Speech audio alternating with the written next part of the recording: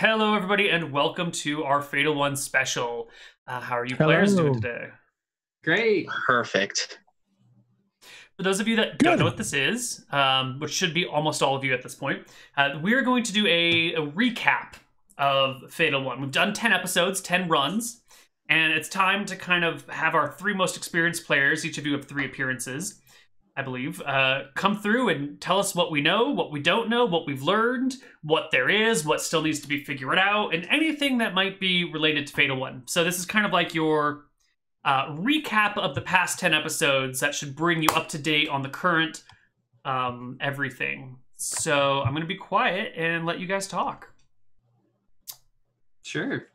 I think first thing to talk about is kind of what the dungeon is, just so we know, what kind of lens we're looking at the dungeon through, and as we're discussing it and thinking about it as players and planning our parties. But really, it's a metagaming resource management dungeon. We as a community get to, take all the information, all the little pieces that we learn along the way and metagame it even as we play new games. But we also, I think, one of the biggest challenges of the dungeon is, managing the party's resources and items, health, spell slots, all that jazz. Yeah. I think it really tests groups' ability to plan, but also to improvise, to communicate, and manage those resources. Right. What else? What is the overall recap of like the big things that we've learned so far here? Short rests and long rests are usually a bad idea unless you have Leomund's tiny hut. In which case, it's still kind of a bad idea, but you have a chance to actually recover before any encounters happen. Encounters happen usually at a rate of at least an hour. 1 per hour? Okay. Mm-hmm. Yeah. One thing... They can happen a lot earlier as well. I mean, there are random encounters happening at around 180, which is about 20 minutes in. It's a big-ass dungeon. I think that's the first thing we learned overall. I don't know what crazy person designed the dungeon, but he must have had a really bad day. I think at the last planning session, Neil dropped some information as well. So we know that the dungeon has 1 exit. We know that there are multiple paths to the exit. So there's not only 1 path, there are multiple ways to get to the ending. That's a good thing to know. Mm-hmm. Yeah. Charos, what's the other things? What else is there? In talking about like the size of the dungeon, we know it is large, but I think an advantage that players have that maybe chat doesn't is we get to see the little scroll wheels on the bottom and edge of the map. So we actually know some things about positioning of certain areas. I think we also know that we've basically explored the whole bottom edge, the whole south end of the map, and it's about 150 or so squares wide, which is really interesting to know. Do we know how many squares tall it is? I would roughly say that the whole map is a square size, roughly. So I'm going to say it's about 150 by 150 or so. If you're playing in zoom out, it looks kind of squarish. So 150 by 150 is a really good guess. And we know that the exit isn't at the super top, I think. I think it's more at the top-ish region. Maybe in the middle. Yeah, maybe. I saw that grin, Neil. I'm not sure what top-ish means. I think we can go to the map and guess, make some guesses where the exit actually is. Sure. So, if I would guess where the exit is, I'm gonna take I'm gonna take green. So, I mean, if we have multiple paths and you take a quick look over the map we have discovered so far, and that there are different ways and routes that are leading to it, I would suggest that the exit is somewhere here. That's kind of my guess. That it's kind of topish, northern type style, but so that it's kind of reachable from everything that's at the bottom and some of the ways we reached at the top. So that's my guess. I have a guess as well. I will take purple as my square, or I actually don't think I even need to draw one. I think it's somewhere in the area where all of you've placed the pictures that we'll be looking at later. I think it might be somewhere over in this region over here. Yeah. Interesting. Yeah. Are there any thoughts on what the exit might be? What does the exit look like? Could be simple, could be just a stairs up, could be a ladder that leads up into the ceiling, or it could just be like a drop down to some more evil dungeon that you've actually planned. Really, this is just phase 1 of multiple fatal ones. Each one is connected by a staircase. It's just like it's Angband one time. Angband.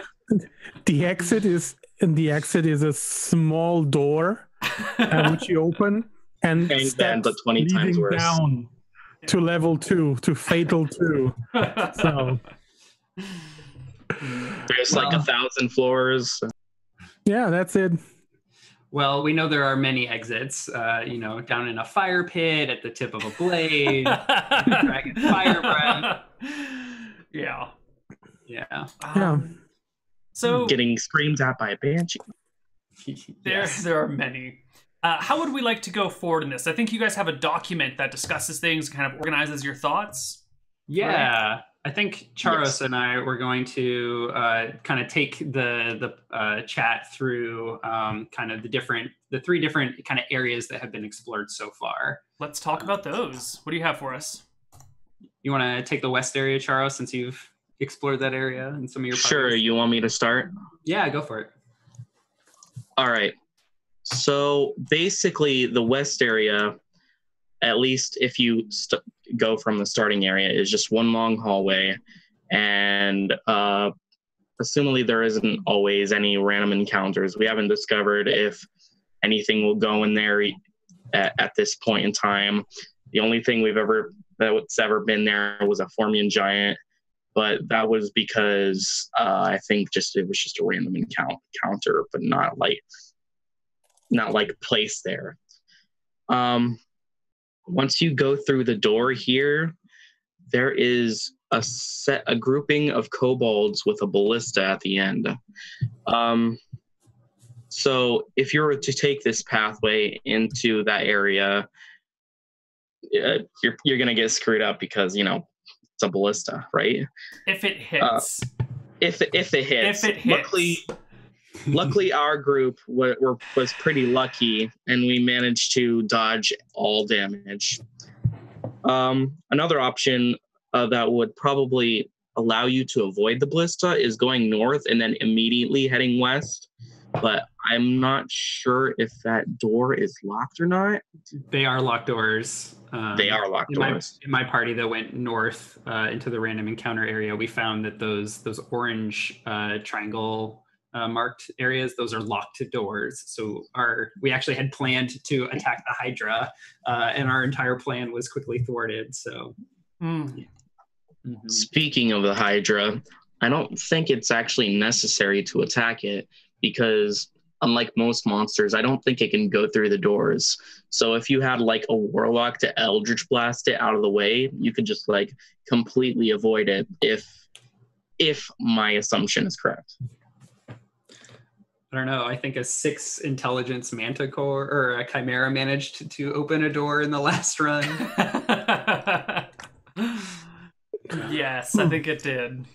But we invite parties to test that theory. I like it. What else do we have? You had a couple big finds over in that west area. Yeah, we did. That was episode 4, right? Yeah, that was episode 4. Probably the best episode in Fatal 1, honestly. Once you go through that door after the ballista area, you can take a right, and we didn't explore that area very much because the idea of water freaked us out because that's what we discovered. So we immediately turned around and went the other way. So who knows what's in there? Either the water is actually an acid pit or something, or maybe it's bottomless, or maybe there's a water elemental in there. Who knows? If you keep heading west and go into this room right here, if it ping, there we go. There is a null room. Now, that area is the most interesting because what we discovered on, I believe, the lead null was a key. I can't recall the exact description of the key, but I think it was described as a skeleton key. If it was described as a skeleton key, there's a big chance that it'll open any door in this dungeon. So that means that we could head to the door all the way up on the eastern side and open up the doors in that area, but we'll get to that later once we get to that area. Also, obviously, the key could open up these two areas behind the Hydra and behind the water area. Or it's the key to the exit. Or the party that gets to the exit didn't get the key and needs to go back to the gnolls and dies to a random encounter. Or it can open nothing and it's a troll move. Yeah. Would I really put in a useless key? Yes. Maybe. Yes. All right. What else should we talk about here, guys? There's a lot to cover. Yeah. Once you head south from that area I was talking about here, you will be heading into a room that is populated with another encounter.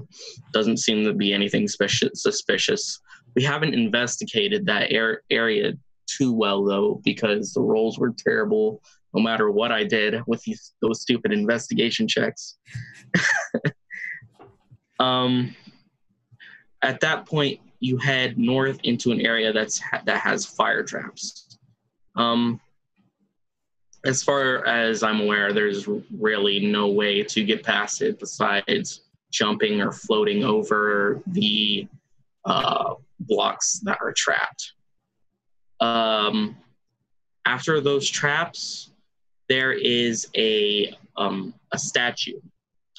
As far as we know, it is unbreakable, and it can't be moved, it can't be destroyed, but we haven't tested the theory out. I believe during in a random encounter, we somehow activated those statues to move into place, but that we don't know, so someone would have to test that theory out. So the statues moved into place and blocked the forward passageway. Yes, assumedly when the traps were activated is what my group guessed. If memory serves, I think it was when either the Cambion or one of your players stepped on the fire trap. I think Neil mentioned there was a loud thud, and we couldn't see with chat's camera, but I think that's when the statue closed. Right. So this whole section over here and wherever this goes is completely unexplored. That is correct. What else do we have? Details about the map or details about the whatever. Yeah, so I think I'll chat quickly about what's north. Once if you head north through the random encounter areas, there's this green highlighted area with the psychic traps that Old Mighty and I found in our first party together. I think there was like horizontal fire bursts or psychic bursts and vertical ones, and then AoE, like at the start of every third round, one of them would be going off. We then found kind of a maze-like area that was really interesting to explore, very slow going, but I think we've mapped it successfully. There's some treasure chests in there that can have some amazing loot. They can have some trash loot. I think we found some magical items that we didn't stop to identify. So bring your identify spells if you head into that area. Quick thing about the psychic room with all the traps inside. There are hobgoblins inside, right? Yeah. Archers and stuff. Don't fight in this room. Whatever happens, don't fight in this room. Accept any punishment from Neil that's going to happen, but don't fight in this room. Fireball the stuff away, but don't fight in this room. Take Why your time not? to go through there. Because it's crazy. No one wants to fight there. I think Try to avoid it as best as possible. Or I think they were like a con save to avoid some damage. Yeah, and it was psychic, and it was enough to be really bad in the long run. Consider bringing your dungeon delver feet, maybe, for some of these areas with traps. Anyway, so once we got through there, we kind of explored south and fought some giant spiders, and I think a couple specters were they. They were tough. And then we fought some mycenoids in this room just past there, and a mind flayer. We then decided that wasn't enough and went and fought an Umber Hulk, and Val kicked its ass. It was amazing with that great weapon mastery. There was another treasure chest over there, or on this corner. There were several doors. You can see them highlighted in blue. We didn't really explore all of that area, so that's definitely an area of interest. There's this hallway coming out of the spider inspector room that goes south back towards the random encounters. That looks like it links up, so could be useful. Maybe it's a way to skip the psychic room and instead go fight the spiders to move through. Bring your hammers. Yeah, that could. Ooh, good idea. And then fully north of this area, the last area we explored was this 3-bridge room with a bunch of goblin archers and goblins, and then some minotaurs. I think there's 2 of them. It's the death traps. Yeah, we had a really interesting strat in this room. We cast darkness to create kind of a beachhead in the room, and then I played some Eldritch Blast for push games with Neil to keep those minotaurs at bay. It was really fun. Yeah, but I think the most lethal part of that room is indeed the bridges themselves, whether being shoved off of them or falling, as there are pieces that. But here's the thing. Once we reach that room, I just thought to myself, okay, something changed reaching this part of the map. The stacks just got higher because the lava is instant death. It's not like you take damage and you might have a chance to climb out. No, it's just burn and dead. So I think it's one of the points where I thought, man, I think we reached a new type of a new point in the level. So maybe it's getting harder from here on.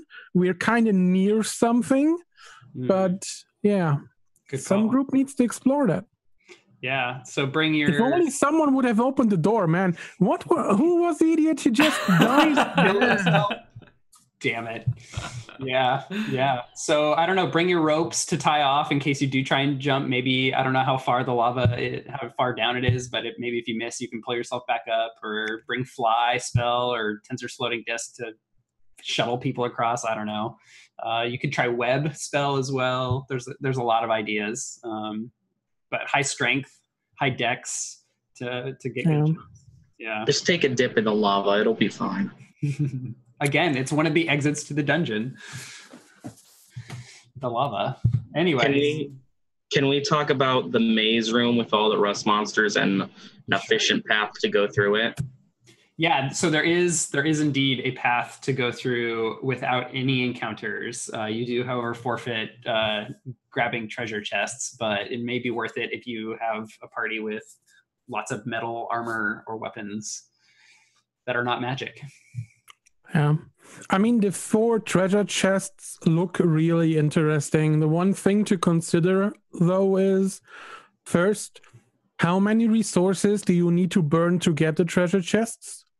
And are you lucky enough to get something good out of it? Mm-hmm. And if you are you really that good prepared that you're able to spend a short rest to attune to all those powerful items and get hit by a mind flayer and a chimera and all the other stuff? It's okay. Just have the crossbow feats that make crossbows overpowered, and then just start shooting through the Leomund's tiny hut. Fair. Yeah, I think there are a couple of those treasure chests that are not like too terribly risky. Like we've got this one treasure chest with just 2 rust monsters. So if you have someone in the front that doesn't have armor and isn't going to sacrifice AC, the rust monsters don't do much else. They don't do a terrible amount of damage. There's also this one with this goblin archer and rust monster. We do know another thing about the dungeon: not all monsters are put back in the same place. So these maps aren't always completely accurate as to what monsters or where are in what room and where they're positioned. So Yeah. So the information about the maze could be completely inaccurate. Correct. Yeah. Positioning might be a bit different, but in general, you will encounter these type of monsters. So that's a good thing to know. If you know that rust monsters is coming, put someone in front who doesn't care about his metal armor or doesn't need it or doesn't wear any, and make him the blocker for the rust monster, and the rest just kills the rust monster first. Mm-hmm. Otherwise, you will start to lose important armor class, which you might need for any other encounter that will come up. If you go back to your room with the Mind Flare and the Myconids, that's a really badass encounter. I mean, the spores that are able to stun you and incapacitate you, and the Mind Flare who's then just able to grab you and eat your brain without you being able to do anything. That's just a bad combo. It's a good combo. I mean, it's bad for the players. So be prepared. You were to just get rid of all of them. You were focusing on something there, Neil. Anything interesting on the map you were reading? Oh, I was looking at the real dungeon and all of my DM notes, and was looking at a little area that chat hasn't gotten to yet, and just delighting over what it is and when people get there. Yeah. And I've got some really fun stuff in here for me that I really want you guys to like stumble across. So it's 3 beholders and an archlich. Party time. Yeah. So I can also walk us through kind of the west area here. Please do. But right before I do, this random encounter area, it does look like there's a few areas, and we have them kind of boxed out in blue that, there could be stuff there. There's definitely doors. They might be locked. I don't know if we checked. There are a couple random encounter rooms that we think, could be kind of negligible at this point, such as the Hellhound and Mastiff room over here. It may not necessarily go anywhere. No one did investigate that room, I believe. So there may not be anything there. There might be a hidden passageway that leads like over to this empty space. I'm pretty sure that these rooms we haven't discovered yet, that the top room will lead somewhere else. That's a way to go somewhere on the map, because otherwise there would be so much open space. It makes sense that there is some kind of connection going on. So if a group wants to explore more of the east side of the map, I think that's a good choice to go there. Yeah. And it's not that hard of encounters yet that you face. So some goblins, some kobolds maybe, that's all Might just get an unlucky roll on roll a hobgoblin. Because remember, the second party got like a hobgoblin right on the first room. That's right. That's true. But over time, if you look at the groups that came in with Fatal 1 and look at the group that came in with Fatal 10 or Fatal 9, the composition, the way the characters have been designed, it all started to change to being more min-maxed. And that's what happened. And I think it needed to happen. I want to touch back on something Apollo said a moment ago. You were talking about how there might be a room over here. And I also see on your map you have another room with a question mark put here. Yeah. Is that a viable strategy, you think, to map things out and look at blank spaces to see where... Yeah.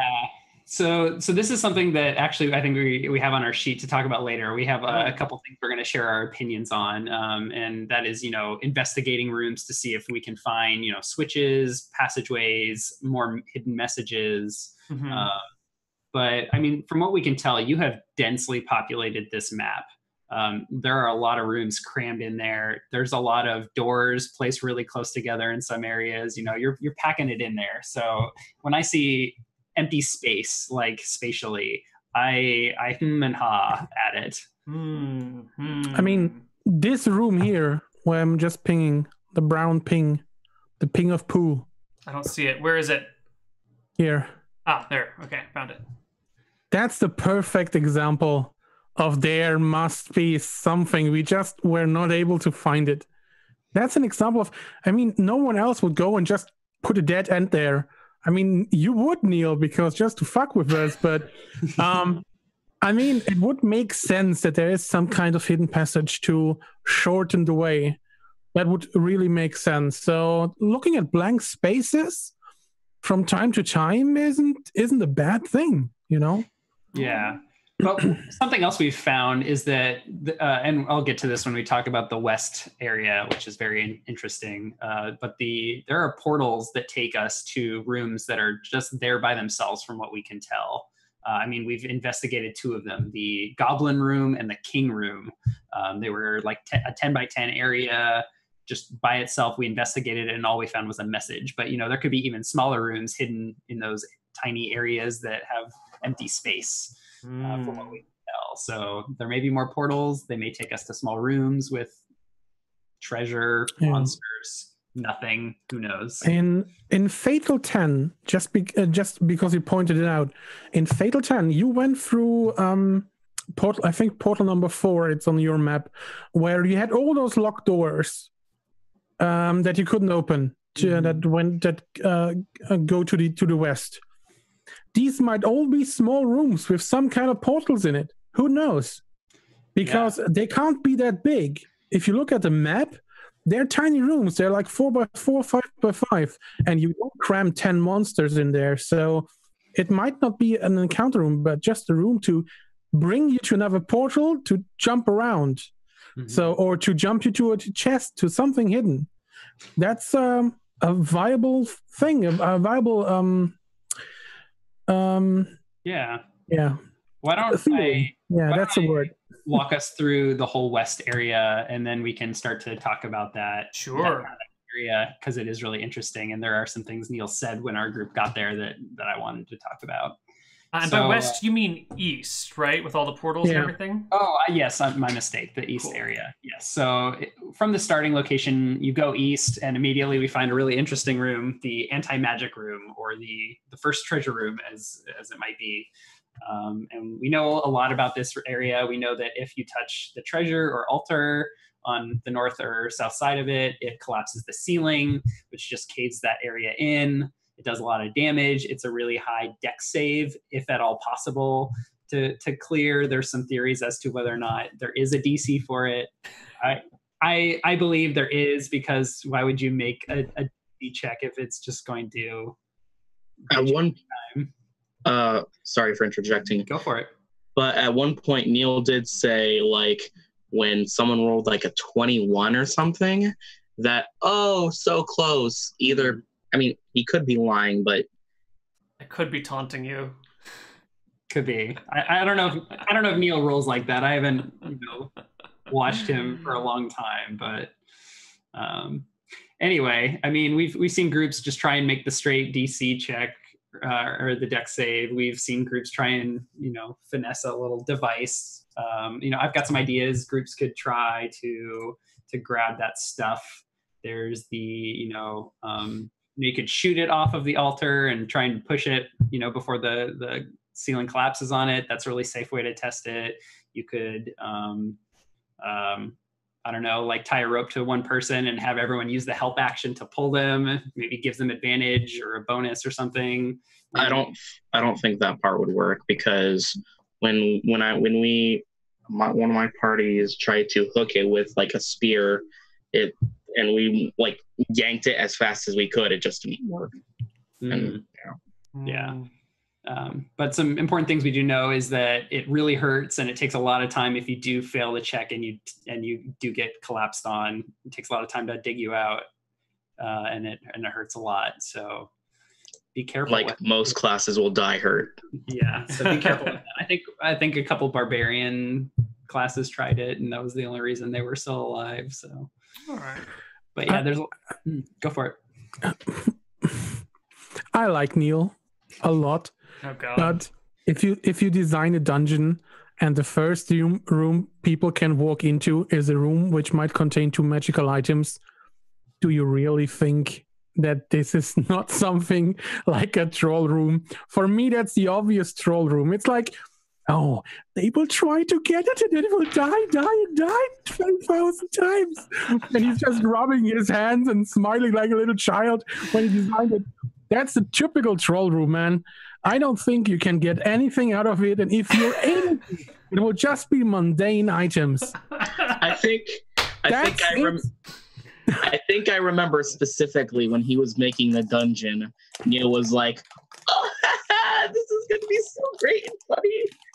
And I think it was about like a trapped magic item, but it was, I don't know. Well, I don't know. I haven't watched anything regarding that. It's just my, if I would do it, that's the thing I would put there, just to have my own laughs and giggles each and every time someone tries it. It's the GM feels good room. I still think it's worth testing because there are some safe ways to continue trying. There are some risky ways, take Dungeon Delver. It is a trap, so you can get, I think Dungeon Delver gives you advantage on those rolls. But if the community can figure out a way to get a really useful item, say it is a fireball necklace or something super useful, if we have a consistent way to easily get the item, I'm not going to assume that Neil, made it some way that the community could easily get the item every time, but maybe it could be worth it. Okay, let's support this very stupid idea of trying to get the items in my view. If you want to try, get a group together just to get the items. Get a strength barbarian who is able to get advantage on the strength. No. Make it a strength barbarian who's able to hold the wall, and making him a rogue to have expertise and athletics to boost it to max. Then you take a wizard who is a diviner who is able to use portent, so he's able to divine the future, can roll 2d20, and if he rolls high, you can use it as your base for your roll. So you take Bardic Inspiration as well, the Bardic standing outside the magic effect area, just boosting your morale, and you might get to a 30, but I'm still 100% sure that the wall would just collapse and bury you alive. But wouldn't the inspiration fall off as soon as you entered the room? It's not magic. It's portent. It's just, he divines the future. It's not an effect that anti-magic could stop. Right. So, there's a lot to talk about this dungeon, so let's move on from this room. Let's not talk about the troll room. So once your group just passes right through there and ignores the room, this really long hallway in the southeast corner of the dungeon. Sometime, I think 1 or 2 groups have seen a gelatinous cube there. A lot of parties have been sticking their pikes out and swords and shooting Eldritch Blast, testing every time to see if there's one there. But anyway, at the very end of that hallway, there's a conspicuous area that just kind of keeps going past a door and goes nowhere. I think there's been some really low investigation or perception checks to see anything out there. There is a little bit of space. It's interesting. May worth investigating again. It's a perfect size for just a small room with a portal or stuff like that. Other portals wasn't me who had the low roll, by the way. Anyway, so once we go through this door here, we find a fork with 3 areas that lead to various portals after some really tough encounters. The middle one, I think, has been cleared. So I'll talk about it first. There was a bunch of invisible kobolds with an alarm spell.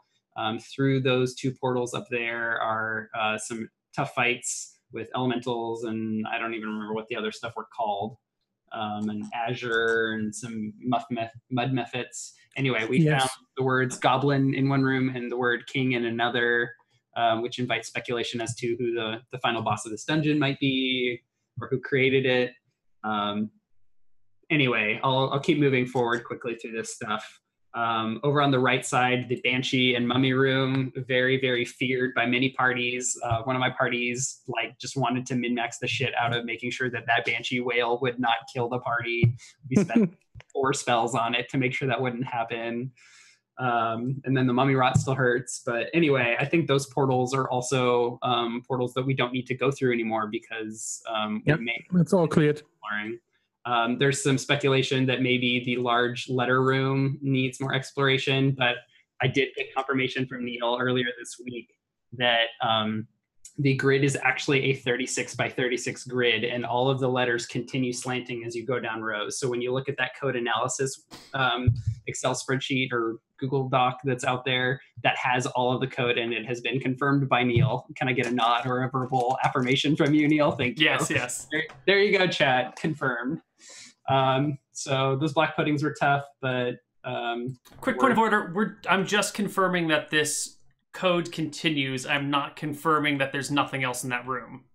Fair. That's fair. So we there's may nothing else in the room. Investigate, but I think we're good here at this point. Through the other two portals are a Tyrannosaurus Rex and a young green dragon, which were really tough to kill unless you had a lot of Druid cheese to manage the T-Rex. But we found some interesting code also on that code analysis Google Doc.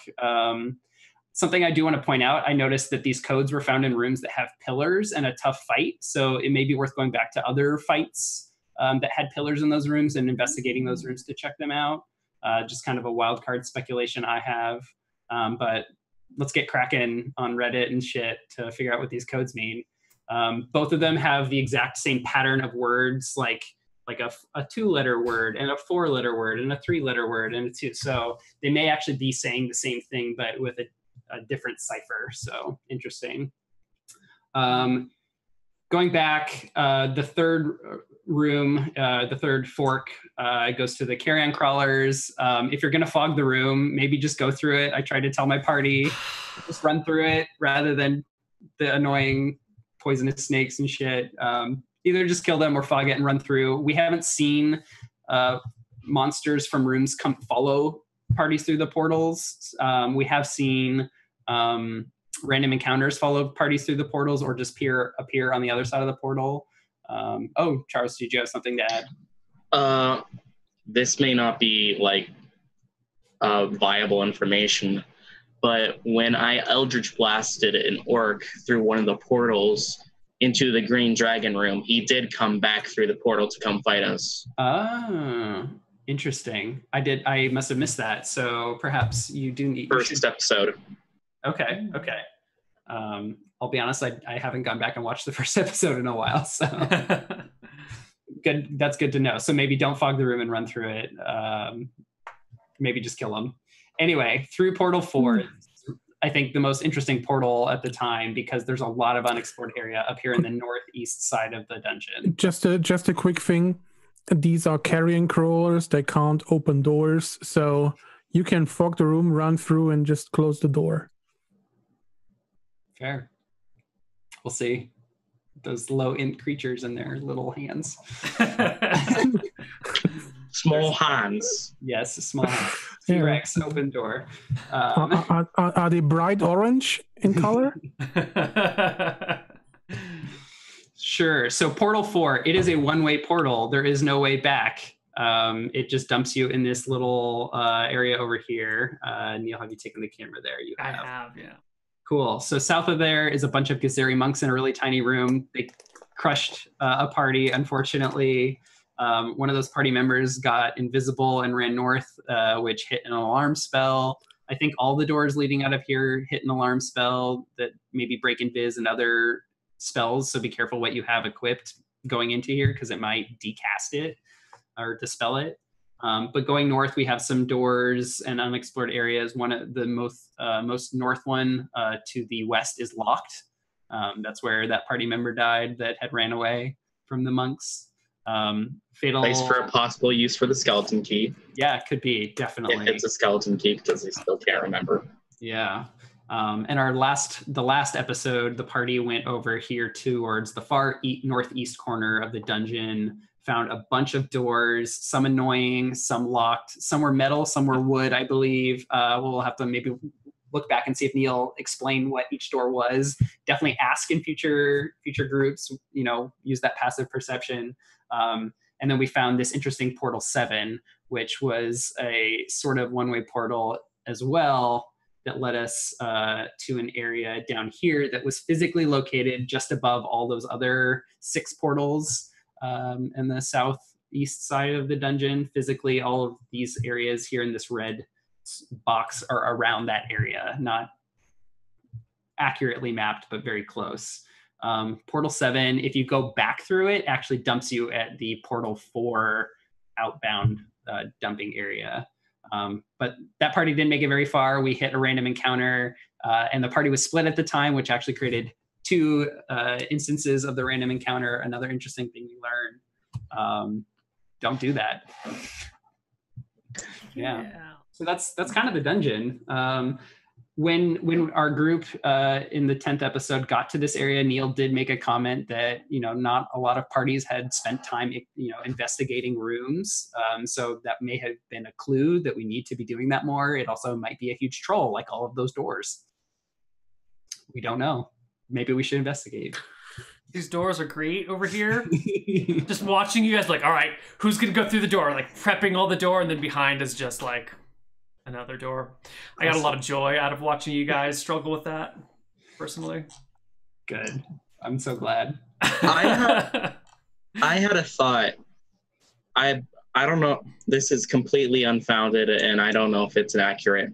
But this locked door right here, maybe it's possible that it connects. Which locked door are you talking about? Sorry. All the way up to the north. Okay. Right there. Do you see it? There, I see it now. Okay. It's possible that it's a door that leads to here.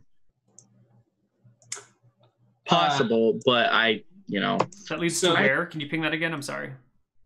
Right here next to the codes. Down to, okay, I see what you're saying. This is it's completely unfounded, but I just wanted to give a theory. Something like that. So something I will say, since I was in both parties, this Minotaur area with the bridges is sort of in the center of the dungeon, and the Portal 7 area is actually in the northeast. So yes, they could in a ways connect, but they're not physically next to each other. Okay, so you're pretty sure they're pretty far apart. Yeah. Okay, which is why I did create this separate map where I've been locating a lot of things that's separate than the community map that we've had, because I've had that insight into where things are physically located. Mm-hmm. Yeah. Theory debunked them. Oh well. Mm-hmm. Yeah, I think it's hard to make an exact a guess where the other rooms are if you don't have anything connecting them. So it's hard to put them accurately at the spot.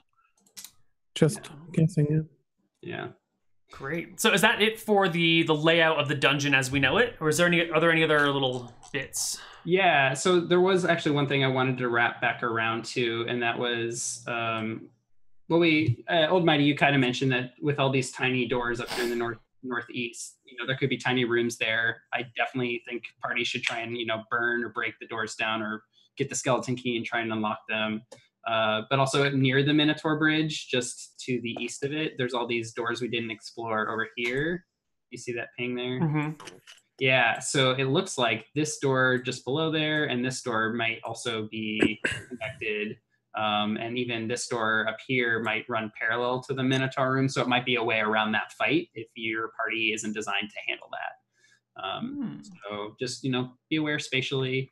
Yeah, I'll be talking about my tips for parties forming and goals and things like that in a little bit. But I think Old Mighty wanted to talk a bit about party compositions that we've seen so far and his recommendations. Sure. Actually, I found one area that hasn't been discussed at all, if you guys don't mind quickly touching on it. This right here, these two sections have not been... Is there anything to say interesting about these? It seems to be a trap room, but we have no idea what's going on with it.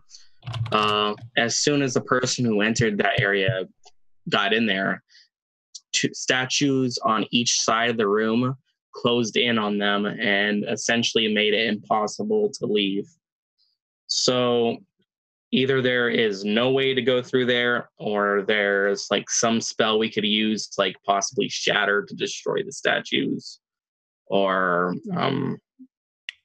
or like a magic item. I don't know, but could be a good thing to explore. Okay. Well, if they are traps, I'm pretty sure a rogue might be able to handle them. He might have the ability to disarm them or anything like that, but so far rogues didn't come up that much in groups. They weren't really present. No one was interested in playing one. So, oh well. It's that bias from 2E. Okay, so what's the next thing we're going to talk about? Old Mighty, are you going to be talking about various... Oh, shit, I broke that. Various compositions? I made a sheet. If you open up the Google Doc, there's a link to a spreadsheet. And if you open up the class race charts, you might want to show that to the audience. Okay. Because I just quickly sat down, went through all the episodes, and I think I wasn't clear on two player characters, what they were playing, and just took a look at what classes and what races the player choices have been so far, and what was the main character class and what was a dip class. Dip class for me are classes you take only 1 or 2 levels in, and the other classes are things that you focus on with your levels that you have. So we've seen a lot of warlocks and fighters as primary classes. Yes. Then. Yes. So, oh, that's a strange. Wait, I hope the view changes for you too now, because if I change that, the charts should change, right? They should be sorted now. I'll refresh. Smallest to biggest. Nope. Oh, that's interesting. If you go to classes or races, you can set the filter to filter to... Oh, yes, for races it is, definitely. Not at the top for classes. Okay, so the least played classes so far have been the Ranger, the Sorcerer, and the Wizard, who have been played once. The Barbarian has been picked up 3 times as a main class, the Bard 3 times, the Monk 3 times, the Druid has seen play 4 times, as has the Paladin. And I think the main characters so far have been a Clerics with 5 players, 6 Fighters in 10 games, and we have seen 9 Warlocks in 10 games, which says a lot about how the dungeon is designed and what it caters to. So Warlocks seem to be a good choice. Yes. All Warlock party. Yeah. If you take a look at the dip class, there's a small trend. There has been 1 dipping into the Warlock, 5 into Rogue, 3 into Barbarian, and 11 into Fighter.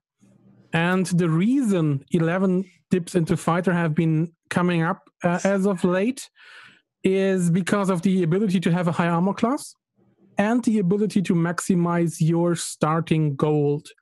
Because if you go for a Fighter, you're able to, and with the right background, like Guild Merchant, you get about 331 gold pieces and a set of traveler's clothes so that you're not naked as your starting money. And with that, you can buy armor and a shield and a weapon and potions of healing. Is that why we had one naked adventurer show up? Is because they needed the extra cash? I didn't need the extra cash. I was just naked on purpose. I was just naked on purpose, quoting it. Yeah. He did have those whalebone Oh, nipple piercings. rings. Yeah, great. Let's talk about that. No. we can So move going on. Dipping into fighter is a good choice if you don't need your 6th level ability. So you might consider this for your party as well. And it makes the life harder for Neil to focus on the player that's standing in second row because he has usually the small armor class, but that isn't happening. Yeah, I made a small chart which shows you that as well, main versus dip comparison. And from 40 characters, we had 20 multi-classes. So there is a good trend of half the players having chosen a multi-class character. When you look at the races, it's a trend that's, I think, kind of typical for D&D. We had 1 Dragonborn, 1 Tiefling, 3 half-elves, 6 dwarfs, 8 half-orcs, 10 elves, and 11 humans. I don't know if they're a human variant. I know that the elves have mostly been, I think, drow. So that's the other trend coming out of it.